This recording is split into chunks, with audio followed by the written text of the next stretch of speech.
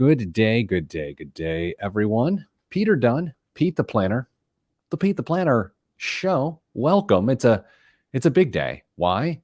Well, this was one of the crazier weeks in the history of the stock market, if I'm being honest with you. That sounds like hyperbole. It is not. Every Friday, there he is. Every Friday on Facebook, Damian Dunn, no relation, and me, Peter Dunn, get together and we talk about stuff. Here's the thing, though. It's a radio show. We're actually recording our radio show. This show is a show behind the show. Dame, welcome to the show. Good morning. Good morning still, Pete. Oh, good morning. A lot of the regulars are making their way in on Facebook Live and YouTube Live right now. Hello to all of you. So, Dame, this entire episode is dedicated to the chaos that is GameStop, Robinhood, and it's going to feel like 34 minutes of I told you so, but I promise you, it is. Jameson Schuler joins us from Texas. Hello, Jameson. What do we call him? The Lifetime Achievement Award Best Listener. There's Danza Listener of the Year in 2020 has joined the show too. Jameson sent me a message saying that his son Lincoln still listens to the show, so that's good. We've not scared off a teen from our things.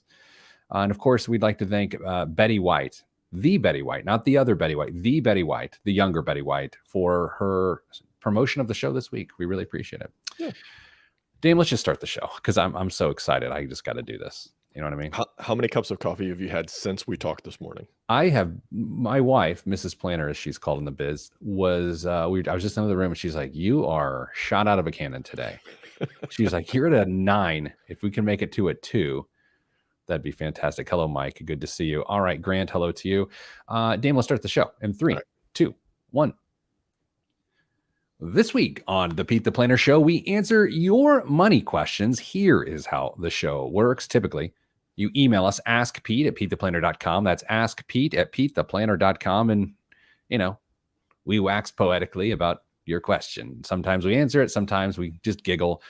But today we do none of those things because today, this entire episode is dedicated to the chaos that was the GameStop, AMC, Robinhood, hedge fund, two American economies catastrophe that was this last week of January 2021. Well, joining me as always, Damian Dunn, no relation. Hello, Dame. Pete, I checked our contract. We are contractually obligated to provide some giggles. Oh, we will certainly do that. So, Dame, here's what we're going to do on the show today. We are going to explain from a technical situation what happened with the GameStop and why it's going crazy and why Robinhood broke. Then we're going to play my favorite game, Win, Lose, or Jail. And we're going to talk about each entity as it relates to this situation. And will they come out a winner in the end, a loser, or will they actually be in a federal penitentiary? So that's a lot of fun. So, Dame, let's begin with what actually happened. It all begins with the esoteric financial industry technique of short selling. And Dame, that's where it got off track real fast. Yeah, some people or organizations made some really big bets that the stocks they were betting on, GameStop, AMC, whatever the case may be, were going to suffer. They were going to go down. And based on business models and current climates, those might have been very reasonable assumptions to make. However, they might have gotten ahead of themselves a little bit in a couple of cases. Yeah, what's interesting specifically about GameStop, and we can't look past it because that it is the fundamental part of the story here. Not a healthy business, and I say that respectfully. It's a brick and mortar store where it's essentially Blockbuster, where there's a new way to deliver that content, and they're going to get hung out to dry. So a lot of financial analysts said, "Look, we are bearish on them. You should sell their holdings if you have them." And of course, some hedge funds, some institutional investors said, "Hey, we'll do you one better. We're going to sell them short. We're going to borrow shares of GameStop from someone else. Then we're going to sell those shares. And of course, we have to give those shares back at some point in time. So we'll just watch it fall. And when it falls and it's lower, we'll buy back at a lower price. We'll give those shares back and we will keep the difference. And that is short selling. That's how it works. In fact, the lower it goes, the better for the people who short sell. Right? Absolutely. Dame, the danger in this, of course, is what if all the analysts were wrong, that this brick and mortar store, this blockbuster for 2021, what if it actually skyrocketed? What would happen to the people who had short positions? They would be in a world of trouble, Pete. And that is because they have to make margin calls. They have to be able to, the people they borrowed money from, they have to say, okay, well, we're in trouble. We need to put down more collateral to make this loan of the shares continuously legitimate. Well, this is where this is not where I don't understand. This is where maybe some of the nuance of the story gets lost on me. This information was made public, who had short positions, and a group of folks on Reddit decided, hey, you know what? We can stick it to these people, and we believe we're going to be able to profit in the process. So, Dame, is it your understanding that this was sort of an activist move in the first place, or was it more of an investment decision by this group of people on Reddit specifically? Do you have any insight on that? I think when it started back in 2019, it was maybe a handful of people that were trying to make profits off of small moves in the stock on a day in, day out, week in, week out basis. And then they started noticing that some of the fundamentals were a little askew, that there were more shares outstanding that have been shorted than were actually available in the market.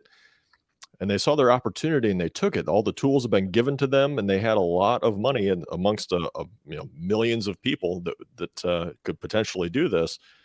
And so, you know what, we're going to put a squeeze on them because there's nothing they can do about it. So what may have started off as just a few individual people playing the game that most of us are familiar with, they saw the opportunity and rallied the troops behind them and really started to put the hurt to people. Yeah, let's not blow past this idea that they noticed that there was more stocks shorted than were available. So that is to say, when the short position had to go back and buy the stock so they could return them to the people they borrowed, they wouldn't have enough stocks to buy. There wouldn't be enough positions. So that created the issue. And so this was just an exploitation of that. So this initially started as what we will say was a high degree of savvy, right? From this group of people on Reddit.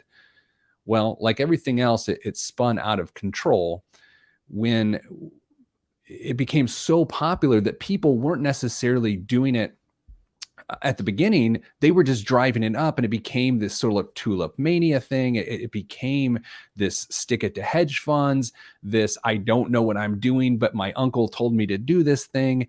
And that's where we are today. So everyone's making fun of on Facebook Live and YouTube Live my scarf. And so I'm going to take it off. They've called it an ascot. They said I'm covering up love bruises. This is how the show goes sometimes. So anyway, that's where we are, Dame.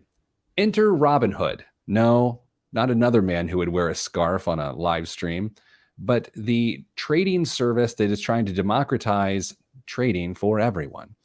You and I, Dame, are not necessarily, I got to tread carefully here. Actually, how about I speak for myself and you can speak for yourself? Fair. I'm not a big fan of the Robinhood platform. I feel like their marketing and their user experience really preys on people's inexperience and can get them into a lot of trouble, as witnessed by numerous lawsuits, including, and it's a little gross to bring this up, but it is in fact factual. They had one particular user take his own life because of his misunderstanding of the platform. And there is pending litigation there. And so it's a horrible situation. So, Dane, that's my perspective on Robinhood. Do you want to add a little more perspective to that? I agree with what you said. I think, however, I think I'm going to probably open an account just to try it out and see if everything that we have assumed is fairly accurate. And I will be the show's designated test monkey, I guess. Dame, we had a very rare pre-production meeting today in which I called you from my car and I couldn't get the car. It was anyway. And you made the most astute point that I want to be the takeaway for everyone today. And it's this. You and I went through hours and hours and hours of training and study and testing to become licensed to deal in securities, not insecurities, in securities. And that allowed us to assist people with making prudent financial decisions. all you got to do now is spend 3 minutes opening a day trading account. And not only can you make those same decisions we were making for people, but you can make more riskier decisions because of options contracts and margin loans and things like that. So that's where we are right now. That we are setting the stage. That is what has happened. This week, the last few days, this got so chaotic and so volatile that I lost my train of thought. Robinhood was forced to stop trading in things like GameStop because they didn't have the cash on hand as required by the Security and Exchange Commission to continue to do business, because it was spiking so much. And then at settlement, when they would have to possibly make good on people's transactions, they didn't have enough to cover. So they did what was prudent. And they said, okay, according to what the SEC needs us to do to have on hand, we are going to stop trading here so we can make sure that we can handle all of the obligations we have. And this is where this whole thing spun wildly out of control. You have celebrities, you have Congress people, you have everyone shooting their mouth off as to what this horrible situation is. And we're going to cover the rest of that next after the break, right here on the Pete the Planner Show. I'm Pete the Planner. I almost missed the break there. Almost missed the break. Reeled it in like a pro. All right. So, Dame, do you feel like we have got the foundation down? Yeah, I think you did a very nice job of setting the table for everyone. I still, and I will say it 10 times during the show and probably during the breaks like this. The fundamental point here is the one you made. It's you and I and every other financial professional has to get licensed to do these things. And the average consumer can just go in and do it in 10 seconds and put themselves at great risk. Yeah, don't misunderstand us. Pete and I are very much in favor of people being able to take control of their financial lives. However, we had giant sections in our testing learning about options and option strategies and all sorts of crazy stuff. And to think that the average person, and I don't mean that derisively or derogatorily, can just sign up, connect a bank account and say, yeah, I want to have options available to me, and know what they're doing after reading a Reddit forum, I'm not sure I agree with that. Yeah. So I'm trying to look out for the best interests of the average person to make sure that they don't inadvertently shoot themselves in the foot or worse. Let's pick up from there as we record in 3, 2, 1. And I messed up the segment. I had to restart it. That's how the show works. I double clicked, and so that didn't work. So let me restart that. In 3, 2, 1. Back on the Pete the Planner Show, talking about the dumpster fire that was GameStop, Robinhood, hedge fund to American economies this past week.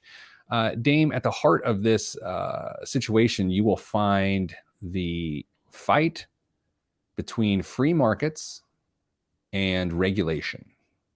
You will say that a free market system allows the market to find itself, for water to find its level, all those sorts of things, and everything sorts itself out. I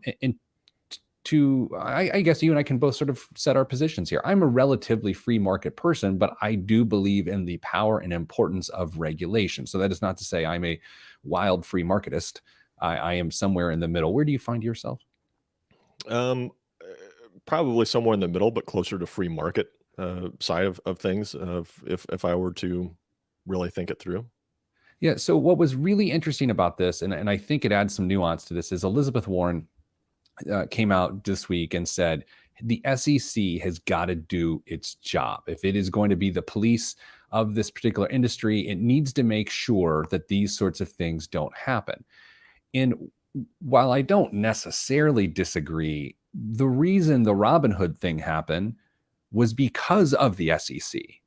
It happened because they had a capital requirement. The reason they shut down trading is because things got so crazy that they had to follow the SEC regulation. Now, they're not off the hook. I mean, I think Robinhood is as blame as much as anybody else here because of how they've gamified investing and made it feel like gambling. They've created this monster, and as what's become my favorite saying here recently to my children and to all of you. You play stupid games, you win stupid prizes. And that is what has happened with Robinhood. They are so loose with the way they try to convince people that they're democratizing money management. They are not. They are gamifying a process to get you addicted to trading, which for many people isn't prudent because they don't have the level of education to pull it off. So that's where we find ourselves. And before we go too much further, I do need to make a note. I am happy for every single amateur mom and pop investor who just made a ton of money. I'm very happy for you. I am not jealous of you. It's not sour grapes. I am Mr. Old Man Gripey, but I'm very excited for you.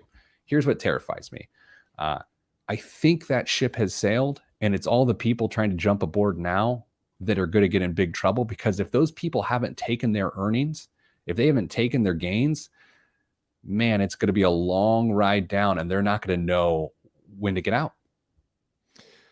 I was going to hopefully make the very similar point that a lot of people think they've made a lot of money, but they haven't because they haven't sold anything yet. Just because you see a balance in your account that says you've got thousands, tens of thousands, hundreds of thousands of dollars more than you had when you started with, doesn't mean you've realized any of that yet. The sale has to go through before you can say, yeah, I made out big time on that trade. So, oh, by the way, you're going to owe taxes on that too. Surprise. Yeah, the excellent point, right? The amateur investor, this is not as snooty as it sounds. The amateur investor oftentimes does not set tax obligations back, and then they find themselves in trouble. That's such a great point, Dame. This idea that certain people who understand the market, when the market gets killed and their retirement account gets killed, it doesn't actually matter because they didn't sell, and so therefore they didn't lose money. And sometimes people hear that and they're dismissive of it, and they think, oh, I didn't lose money. No, you didn't lose money until you sell. Just as all these people who think they're absolutely loaded aren't at all until they sell. And there's a huge disconnect there where people are going to get burned. So we are about to play my favorite game, Win, Lose, or Jail. Dame, here's how this works. We're going to go through each entity involved in this. We are going to say 6 months from now, will this be a group of winners? Will it be a group of losers? And is there any risk that these entities go to jail? All right. So let's begin with GameStop. 6 months from now, will GameStop, a brick and mortar video game store that my son insists we go into every time we're actually in a physical location that is called a mall in the year 2019, will they be losers 6 months from now, Dame? Winners or jail? Definitely not jail. Okay, not jail. They did nothing wrong. No, they're just along for that. And frankly, their executives that get compensated with some stock, I'm sure, are just loving this at this point. If they can get rid of it while it's high, probably restricted. I'm probably restricted, but maybe they'll figure a way around that. I have no idea. I think if they can make some fancy financial decisions between now and 6 months from now, they might come out winners. If they can't figure out how to leverage the increased value in their stock price, they're going to be losers. I think if they are able to leverage any of this capital by maybe issuing more shares, where then they actually get to keep the proceeds for that, I think they could potentially pivot their business to a more digital centric business that eliminates the need for brick and mortar, and that gives them the possibility of winning. But I'm gonna, with all due respect, I'm gonna put them in the loser camp 6 months from now. All right, I agree. Okay. Next up, we're going to go with the original people on Reddit who started this. 6 months from now, winners, losers, or jail? I think it's going to be a mixed bag there. Some of them are going to be jail. Some of them are going to be winners because they cashed out in time and kept their mouth shut. There'll be some losers because they hold on. They ride it all the way down, and because they've fully bought into their dream, and it's going to be $10,000 per share or bust. So I think it's going to be a mixed bag there, but it's going to be really interesting to see what happens. I think you're going to see mostly winners of the original group, right, of Reddit. But I think, and this is where I've spent a lot of time in the last day or so stewing on this, talking to other friends of ours in the industry. Dame, if there were financial advisors who were anonymously participating in this market manipulation, is it technically illegal market manipulation? It is if you're anonymously posting and you're a financial advisor who has to follow the rules of the SEC. I think those folks, when someone asked the question on Facebook Live, how can they be in jail? Aren't they anonymous? Well, they're already being exposed. I mean, this is 2021. There was an article already this morning about a financial advisor, 34-year-old who worked for a large firm, who is no longer working for that large firm, who started with $52,000 in his account and is now worth $48 million because of this situation.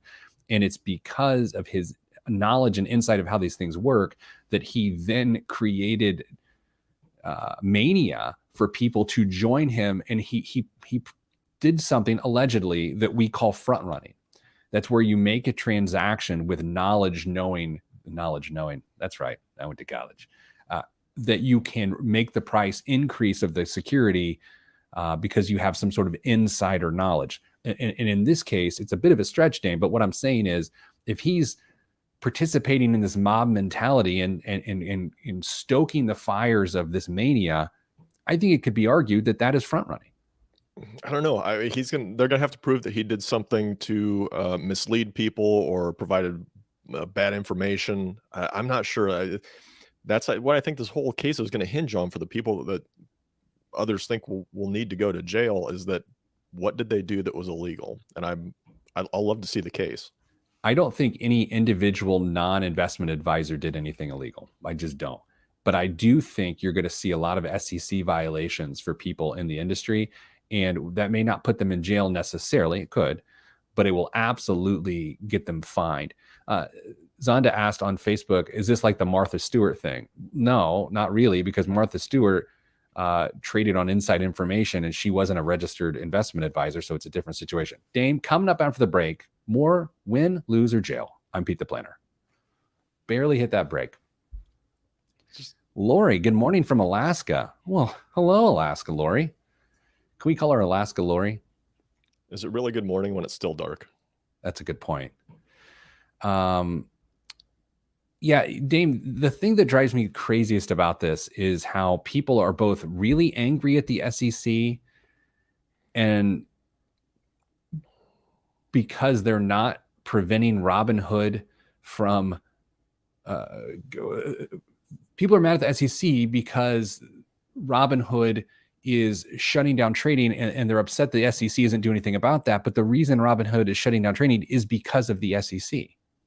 Right. Yeah, they didn't have a choice. I saw somebody say, well, why didn't they shut down trading for everything? Well, it wasn't all the stocks that were causing the issues and volatility and requirements for them. So they shut down the ones that were going to be an issue and continued to let everything else trade freely. So I understand the frustration. I do. I get it. People are trying to take advantage of a moment in time to better their financial lives and potentially the financial lives of generations to come. At least that's what they think. And they couldn't do it. But it was because Robinhood was following the law. 3, 2, 1. Back on the Pete the Planner Show, it's the GameStop Robinhood SEC Extravaganza Battle Royale. Dame, back in the day when WWE was WWF, and I don't mean World Wildlife Federation, but I mean men in tights, not like Robinhood, fighting on a mat. Did you enjoy the Royal Rumble where there's a bunch of people in the ring and they'd throw each other over the top? It was the greatest. There was nothing better when you were a kid. I tell you what, I stumbled into a bar unknowingly about to witness a Royal Rumble on their big screens. It was a chicken wing place. You may know, no free sponsorships here. Sure. And the people there were just going nuts. They'd play the intro music and just people screaming. It was a great experience. Speaking of screaming and playing music, Dane, we're playing Win, lose or jail as we look at all of the players in this scenario with the GameStop, Robinhood, the SEC, hedge funds, and the like. Last off, we talked about the original Reddit posterers, people who posts about this. And then we got into financial advisors who are involved with this. How about, Dame, people who just caught wind of this week and decided to invest? 6 months from now, are we looking at a sack of winners, a sack of losers, or none of those people are going to jail? Oh no, none of them are going to jail. It's going to be a mixed bag there too. If you get out when things are good, you're going to be a big winner. If you ride it all the way down or you wait too long, I don't think it's going to take very long for the balloon to deflate. In this case, you may look at your phone in the morning and check it later the afternoon and find out that you're underwater. So there's going to be some losers, big losers here too. All right, SEC winners, losers, or going to jail, which also doesn't make sense. 6 months from now, how will people look at the SEC? I assume, Dame. Oh, by the way, I agree with you on the late investors. I think you'll see mainly losers there, with some winners who had the wherewithal to get out at the top ish. SEC, Dame, people always have different opinions on the SEC. Everyone on both sides actually hates the SEC. Like, no one actually likes the SEC. No one in the industry, no retail investor, no one does. What's the view of the SEC 6 months from now? It's going to be a push. It's going to be roughly the same now as it is now. And if they are able to bring some legitimate cases against people who would rightfully deserve them, then I think they'll get a gold star that will quickly be forgotten about. And if they do nothing, then people will continue to be angry, which is the preferred mode of most people these days, and they'll continue to complain. Dame, do you remember the Bryan Adams song, Everything I Do for You, from the Robin Hood movie Yes. back in like 1990 or so? Kevin Costner and Morgan Freeman. Yeah. Yeah. Next on to Robin Hood. Will they be winners, losers, or will they be in jail? Will there be a men in tights in the penitentiary? What do you think? I think there may be some fines, but nobody's going to go to prison over this. Do you think they will be considered losers 6 months from now in terms of their business model? They were planning an initial public offering this year, and this is a lot of negative PR. I mean, unless you're P.T. Barnum, it's hard to get away with this level of negative attention and still have the most exciting thing in your company history this year, which is an initial public offering. I think that's the really interesting question, is what happens to their IPO should they go through with it. Now, we had a story a couple of weeks ago where Robinhood is really contemplating changing things up a little bit to try and attract new investors, females particularly. Trust issues aren't going to go over very well with anybody, let alone female investors. So they may have to really go back to the drawing board about what they want their business to look like. If it has to be enhanced in a whole bunch of different ways to offer more services that are more traditional, I guess, maybe to make them look a lot more like everybody else in the space. So it'll be interesting to see what happens with the IPO. But if they do it right, they may come out as a winner on this one, but it's probably going to be a push. So I was doing a interview on the Fox affiliate in Indianapolis, Indiana today, Fox 59, with my friend Angela Ganote, one of the best. And she asked me, she in the interview, she hit one of my hot buttons. She said, well, Dave Portnoy from Barstool Sports says that people should go to jail over this. And he was theoretically talking about Robinhood for shutting down the ability for people to make trades on this. And that's just not happening. I mean, it's just not happening because they did it for SEC regulation. Also, when you sign up for a brokerage account, there's actual documentation that says these sorts of things can happen. I mean, everyone who has an account, if they had Reddit, if they had read it, would know that not only was this possible, but even if it happened, then they didn't really have the ability to litigate against them. Hey, you go to arbitration. Right. Yeah. I think you've got Robinhood will be big losers on this. I think it will definitely negatively impact their IPO. And I think it will lead to more regulation of margin accounts for amateur investors. Now, here's the thing, Dame. You and I, when I was trying to attempt to talk in my car on my phone, and it got better, we asked this question: how do you regulate this? How do you go to an investor and say, well, you can't use an options account unless? So there's two ways. They can be an accredited investor, which means you got a lot of scratch, or you can pass some sort of certification to do it, which was something that you said. Do you think either of those things happen?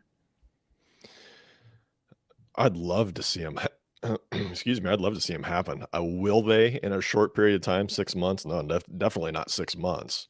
But I think you have to be an educated investor when you're going to start messing with some of these more complicated instruments. Just because you can read a forum and follow somebody's instructions doesn't mean it's in your best interest. You got to know what you're doing. I mean, the standard piece of financial advice that you and I have heard a million times is you don't invest in anything you don't understand. And how many people do you think that invested in some of these options could explain how they function and how they actually make money? Not many. What about the hedge funds 6 months from now, the ones that were directly involved with this? Losers, winners, jail. What do you got? There's going to be some losers for sure. I mean, we've already seen some of them are shifting to looking at long opportunities instead of using shorts going forward. So it's going to force a lot of hedge funds, even ones that didn't get caught up in this, to reevaluate how they perceive opportunities in the market and how they're going to try and make their profits for their clients going forward. And I think some of them are going to really, really abandon some of the option strategies that they've leaned on for a while. Yeah, I think you're going to see a lot of losers in that space. And I would also say hedge funds, people think they're only for wealthy people. That's not necessarily true. They're for institutions or for organizations that have a lot of money to invest, which is to say, there's a lot of teachers' pensions, public workers' pensions, where there's small percentages of those funds invested in hedge funds. So theoretically, if a hedge fund went kaput, you could actually see like state pensions suffer because of it. As I said on Twitter earlier today, by the way, quoting yourself on what some of you said on Twitter is one of the lamest things you can possibly say on the radio. But I did point out there are not necessarily good guys and bad guys or good people and bad people in the financial industry. It's not that binary. It's really complex. I know it's really in vogue to hate the rich, to hate the wealthy, and that they've somehow done something wrong. And I get the disenfranchisement. I get it. And if you feel marginalized, you're entitled to feel however you like. However, it's just not that easy because very sound institutions invest in hedge funds that also happen to benefit the masses. Someone did ask I want to hit this before we go to the break. Someone asked on Facebook, where's the accountability, culpability of the dark web Reddit mob? I will say the mob mentality led to this, but I have a hard time seeing that they did anything wrong. I mean, they took advantage of an anomaly. Believe me, I'm not the first one to say I like Reddit or anything like that, but I don't think they did anything wrong. Do you, Dame? It's going to be hard to pin it on any one person, but we've looked at how the internet's been used for situations like this in the past, and it's really hard to put accountability on anyone. Coming up after the break, biggest waste of money of the week. Oh, it's a good one, Dame. Mrs. Planner told me about it. I'm Pete the Planner. This is the show.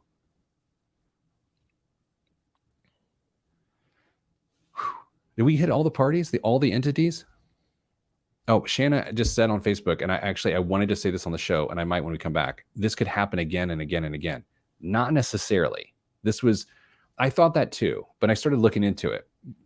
And I don't want to overuse perfect storm here, Dame, but this happened to be some degree of a perfect storm where, because of the number of short shares outstanding compared to the shares available, that's what allowed a short squeeze to take place. And it was sort of a very public known thing. Now, there are a few other entities that are in this situation that are sort of hashing themselves out right now, but it's less likely that this happens again going forward. Sure. We may see unexplainable run-ups in stock prices of companies that we've long since forgotten about because they're very thinly traded and you've got enough people that are making the market behind it that yeah, you may see something pop that you just shake your head at and go, what in the world is going on there?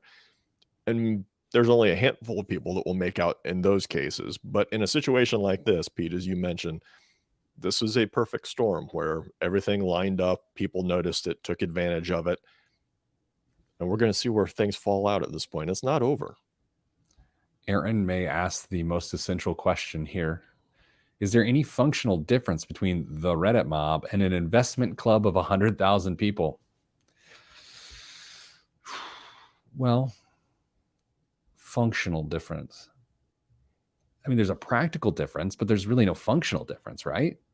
No, I can't see it. I think a group of people that used the freedom they had to make individual trades based on their own decision-making process. If they chose to go off of uh, what somebody said on Reddit or just follow the momentum in the markets. I mean, momentum trading is a legit strategy that people use. Um, I don't see how this functions any different. I'll say this, and I'm choosing my words carefully. For the better part of a year, Dave Portnoy, the Barstool CEO, has been posting trade tips on Twitter and other social media that essentially acts in the same capacity of trying to stoke market interest and legally or illegally participates in market manipulation. So this idea that mobs can all get together and drive a price up, that can absolutely happen. And that is a little bit scary because it can offset the rest of the markets. Like this week, the market has not been great because of things like this. Yeah, Apple had the best quarter ever, and they're down like 5, 6, 7%. So it's been pretty off-putting to the market as a whole. Got a text from my mom. What's a Reddit? I don't know how to answer that. All right, in 3, 2, 1. This week's biggest waste of money of the week right here on the Pete the Planner Show is, oh, damn, it just occurred to me. It went away. I had my story. Oh, there it is. Okay, here we go. Subway's tuna sandwich is not tuna. It's a mixture of various concoctions, a lawsuit alleges. This is not surprising. Well, it isn't surprising, but the only reason I can read this story is because I haven't had one in well over a decade.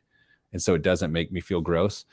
You know, Subway does describe its freshly baked bread or a sandwich as a sandwich filled with freshly baked bread, layered with flaked tuna, blended with creamy mayo, then topped with your choice of crisp, fresh veggies. That's how they market the sandwich. But Dame, this lawsuit says it's not fish.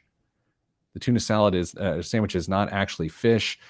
There is not a seafood product within the sandwich, and this has people freaking out a little bit. So I'm going to go ahead and say a bunch of allegedlys, reportedlys. You know how we do around here. That's the biggest waste of money of the week. If you've eaten a tuna sandwich that isn't tuna. They don't say what's in it. Is it like the secret ingredients at KFC? I was waiting to see that. Well, it's like calamari. A lot of times isn't actually calamari. I think it's like haddock or something like that.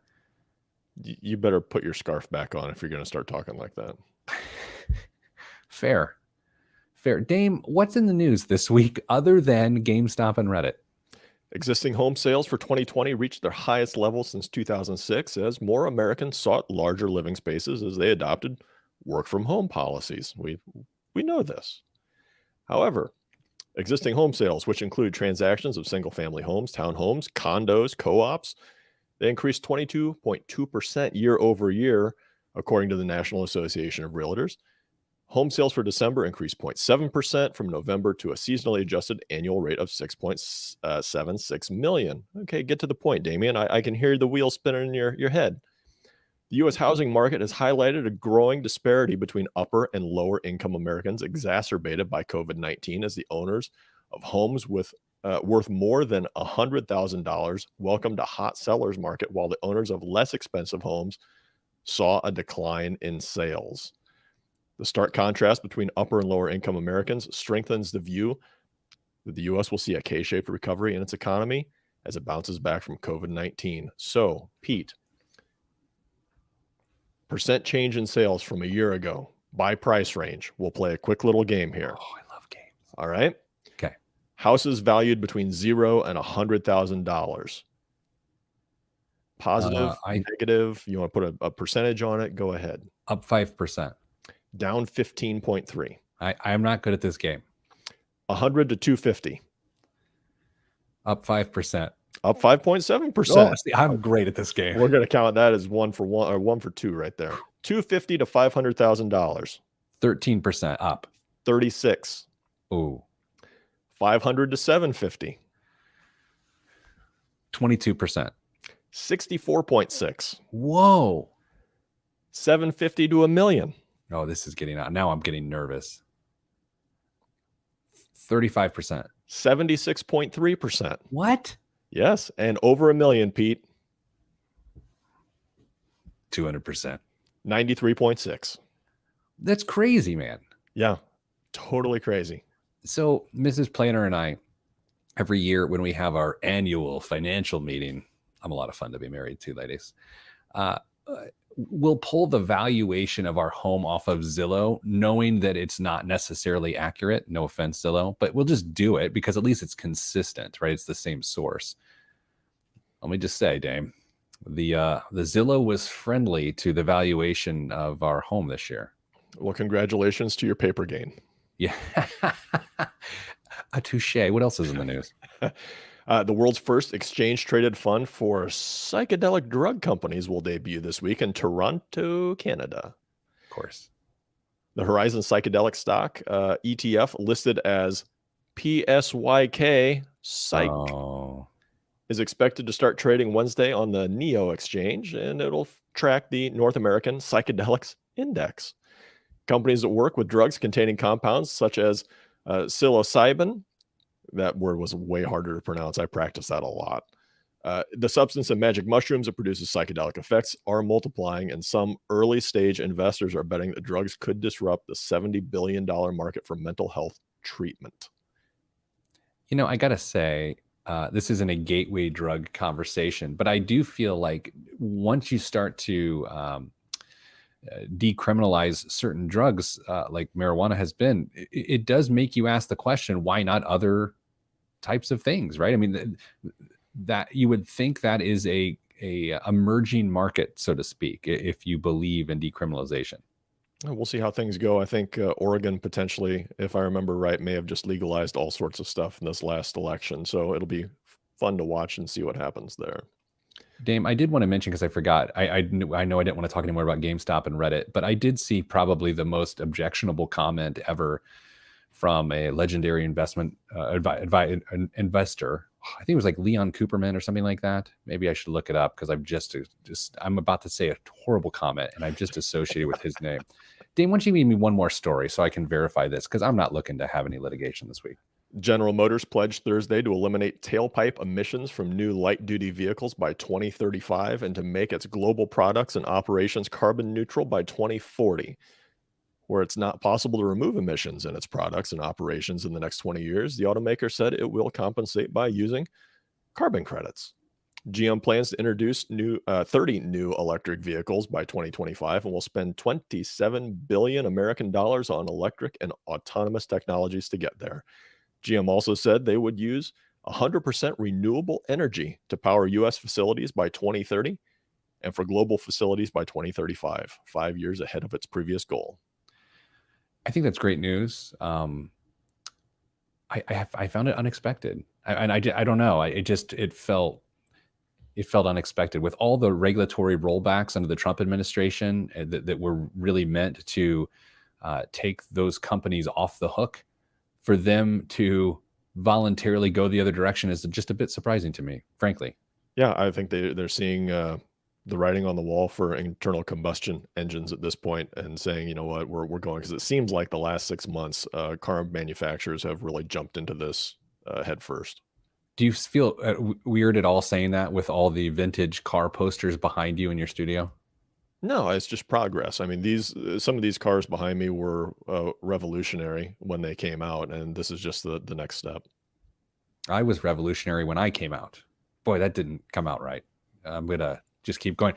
Bill, billionaire investor Leon Cooperman said, quote, "The reason the market is doing what it's doing is people are sitting at home getting their checks from the government, basically trading for no commissions and no interest rates."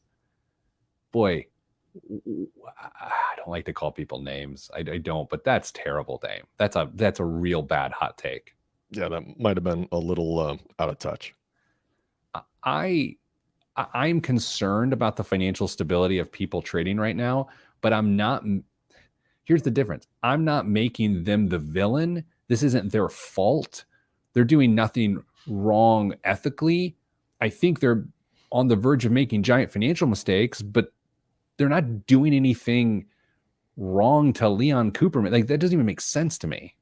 No, I don't understand. That seems like very misplaced anger to me.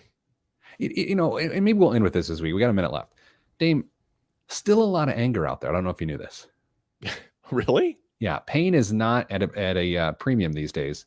Everyone's got some level of pain, economic pain, fear, whatever, social pain. Like, it's out there, and it's convenient to try to find a person or an entity or a group of people who you can direct that pain and anger at. And I get that. It feels pragmatic. I'm not so sure how helpful that is. And that's not to say deal with it. That's not the direction I'm going. I just think the cynicism's getting a bit too thick these days. And it's not real helpful. So hopefully, conclusion of the show, this GameStop situation settles down and not too many people get hurt. Dame, thanks for all your research on the show this week. Really appreciate it. Sending you all good vibes, because good vibes are all that's in the budget. I'm Pete the Planner, and this is the show. I hit the post all 4 segments, despite the fact that I just got yappy this entire show. Your producer's going to be so proud of you. Maybe. All right, Dame. You taking the rest of the afternoon off? What do you got? I might have something to do, but I'm going to take the afternoon off. So, but I do have one more current event for the people that are still with us. Can we do a special edition podcast of one last current event? Yes, the last current event. This is Dame. This is for podcast listeners only and the live stream people only, because we've just cut the radio audience out. So feel free to participate in this. There will be a crowd participation moment. So attempts to break into ATMs and steal cash more than doubled in the U.S. last year, as some criminals took advantage of civil unrest in cities and others targeted the larger than usual amounts of cash stocked in machines when banks closed due to the coronavirus pandemic. "We saw it all, from hand tools to explosives to vehicle attacks," said Jack Burns, vice president of ATM security for Cardtronics. A bank machine can hold... Okay, this is where I need the crowd participation. How much money does a ATM hold? Pete, feel free to guess here. How much money do I get to know the denomination of bills, or do I have to come up with that myself? No, just total money. Don't go with bills or denominations. Just tell me how much money an ATM typically holds, and then when an ATM is successfully stolen, how much money do they get away with? Okay. I have to say, out of the box here, I'm going to embarrass myself right now, because I'm going to miss this very badly. I'm going with $60,000. I want to tell you some of the other guesses we're seeing right now on the live stream. Nick Jackson goes with $1 million. Maybe, never mind. Nick's going to embarrass himself. Caleb at 30,000. Oz at 50. Brittany must have Googled this. 8,550. I don't know. It seems a little low, but she's probably right. Daniel says 20. Jameson, all-time best listener of the show ever, 12,000.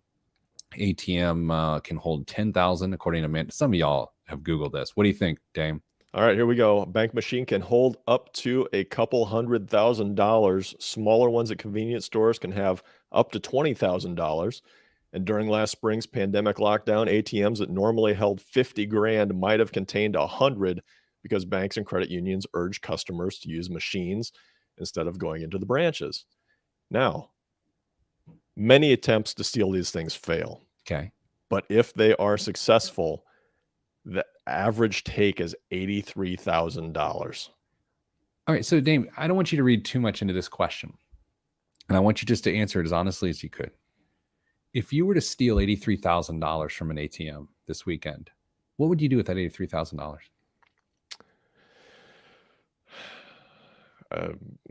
You're overthinking it. Yeah, I am. I don't know. I'd buy a new minivan. You know what I would do? There you A go. new minivan. Such a dad answer. Here's what I would do.